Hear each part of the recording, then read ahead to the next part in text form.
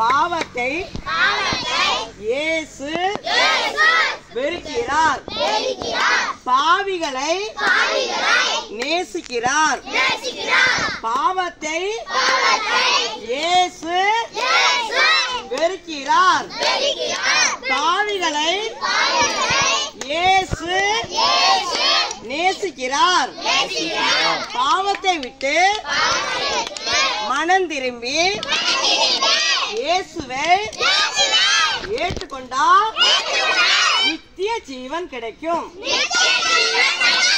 பொய் சொல்லக்கூடாது, கெட்ட வார்த்தை பேசக்கூடாது, திருடக்கூடாது. இயேசு பரிசுத்தர், நம்மளும் பரிசுத்தமா இருக்கணும். இயேசு உண்மை உள்ளவர், நம்மளும் உண்மை உள்ளவராய் இருக்கணும்.